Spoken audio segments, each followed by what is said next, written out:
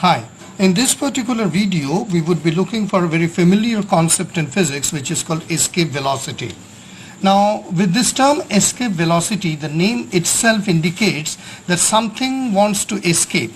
So we can tell it in not a very rigorous mathematical definition, however we can tell it that the minimum velocity given to an object so that it can escape from the surface of the earth or from the earth's gravitational field is called as an escape velocity. So the minimum velocity given to any object so that it can escape from the earth's gravitational field is called an escape velocity. So I will just draw quickly over here a very simple diagram.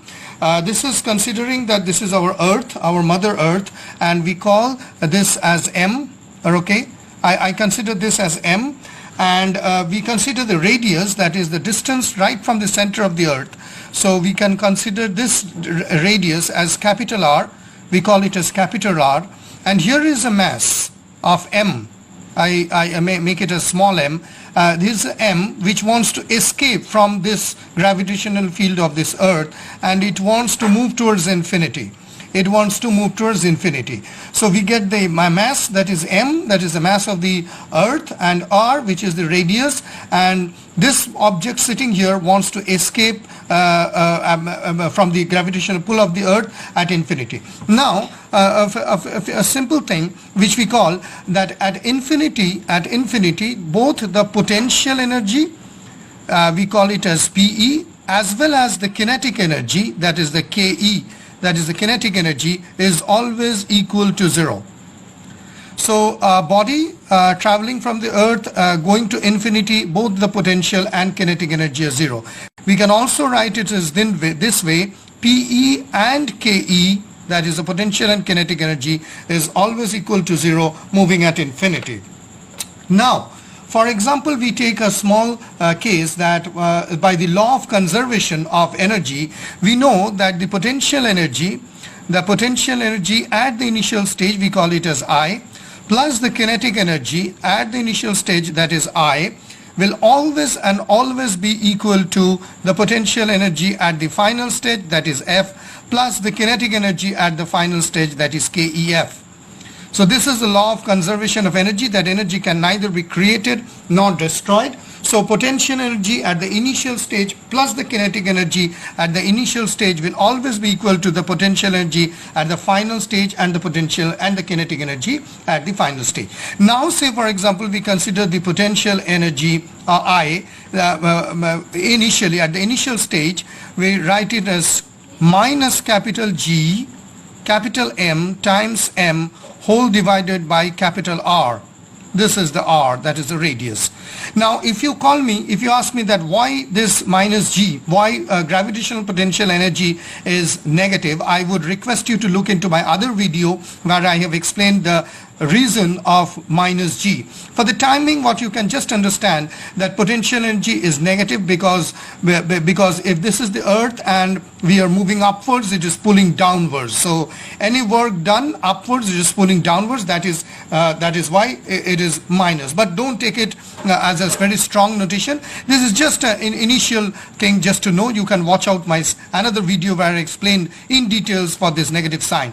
Plus the kinetic energy. So we take the kinetic energy's formula of half mv squared, but I take the kinetic energy, this E, that is the kinetic energy, E squared, equals to final potential energy is 0 and the kinetic energy is 0, because at infinity the potential and kinetic energy is 0. We have told that. Now what we get from here, if we can calculate over here, what we get is that this m and m gets cleared up, so this one gets cancelled up, and by writing it again what we get over here is that half this is m gets cancelled over, so we can write it at this m and it gets cancelled over, so we can just write it as the escape velocity, that is VE, if I consider, is root over, we need to solve out the formula, which you can do it on later phase. So 2 capital G capital M whole divided by R, right? So what we have seen over here is that we have we have cancelled out the m, and by solving this we get capital 2gm divided by r, and this is the escape velocity of Earth, which is more or less I can call equals to 11 kilometer per second. That is 11 kilometer per second. So that means that this particular body m, if wants to escape from the surface of the Earth, it needs to move and it needs to have an escape velocity of 11 kilometer per second. Now just let me quickly look over, quickly tell you what are the values in this particular equation. So let us just quickly look over the values of this equation. So g, which is the universal gravitational constant, we can just write it as 6.673 multiplied by 10 to the power minus 11 Newton meter square per kilogram square. That is the universal gravitational constant, V, and we call this m, that is the mass of the Earth. This m, that is the mass of the Earth, is 5.92721 multiplied by 10 to the power 24 kilograms. So this is the mass of the Earth. Now let us take this one, that is the radius. We can just mention the radius as 6371 kilometers. So the radius is 6371 kilometers. So plugging this value gives you this. Now once we have got the escape velocity of Earth, there is few things that we need to mention, which is worth mentioning. I would call that points to be noted. Now see, escape velocity does not depend upon the mass of the object. Now in here previously we have seen this is the mass of the object. Now here you see that both the masses are cancelling out, right? So what remains is the capital G, the mass, that is the mass of the planet Earth, and the radius, which is the r, distance from the center. So point number one, which we need to we can write it as note. Point number one, which we need to remember, is that escape velocity, if I write it in this way, VE does not depend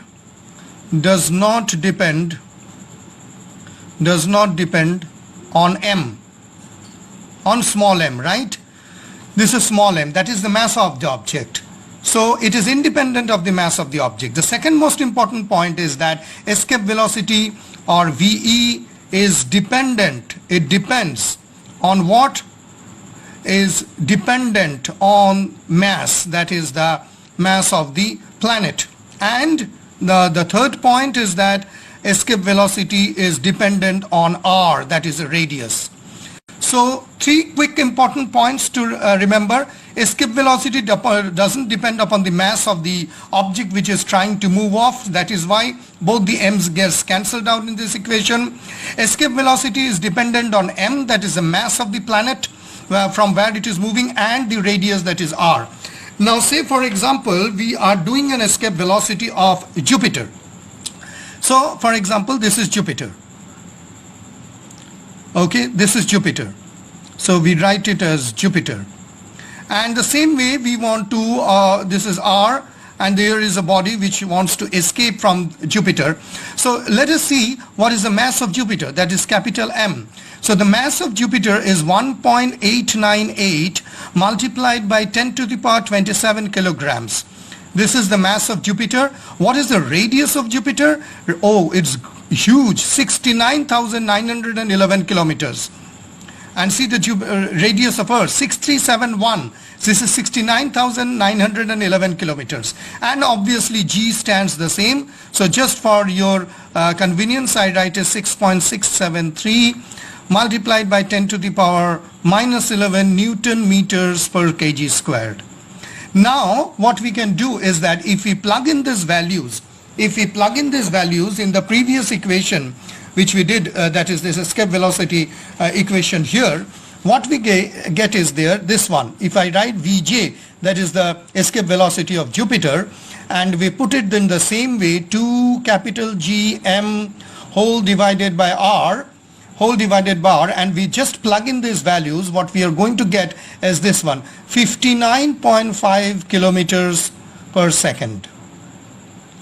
So this is the escape velocity of Jupiter, this is the escape velocity of Earth, and you see that it doesn't depends upon the mass m. What it depends is the radius of the planet from which it wants to escape and the mass of the planet which it is on. So considering these two things, what we got from this particular video is that how to calculate the escape velocity, and by plugging in those values we get an escape velocity of Earth, and if we know the m and g and r of any other planet, then possibly and easily we can get the escape velocity. So it doesn't depend, again I would repeat, it doesn't depend on the mass m, it depends upon the mass of the Earth and radius. In the next video, if you're a little bit curious about how to calculate the mass of a planet or the mass of Earth or anything, you can watch out my next video. Thank you very much for watching.